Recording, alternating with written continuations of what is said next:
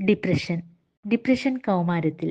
കൗമാരപ്രായക്കാർക്ക് depression വന്നാൽ എപ്പോഴും കോപം, ഒറ്റപ്പെടൽ, പഠനത്തിൽ ശ്രദ്ധയില്ലാതാവുക.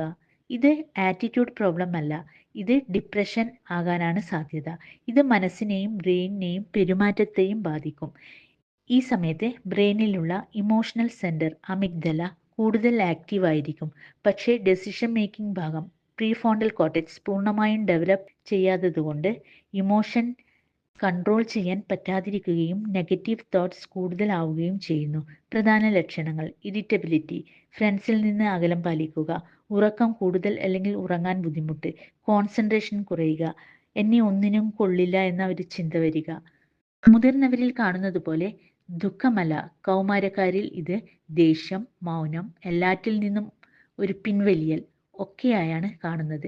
ഇത് ലേസിനെസ് അല്ല, അറ്റൻഷൻ സീക്കിങ്ങും അല്ല, ഇതൊരു മെൻ്റൽ ഹെൽത്ത് കണ്ടീഷനാണ്. ഈ ലക്ഷണങ്ങൾ 3 ആഴ്ചയിൽ കൂടുതൽ തുടരുകയാണെങ്കിൽ ഒരു മെൻ്റൽ ഹെൽത്ത് പ്രൊഫഷണലിൻ്റെ സഹായം തേടുന്നത് ഉചിതമായിരിക്കും. ഡിപ്രഷൻ ഒരു ദൗർബല്യമല്ല, ഇത് ചികിത്സിച്ച് ഭേദമാക്കാൻ പറ്റുന്ന മാനസികാരോഗ്യ പ്രശ്നമാണ്. Thank you.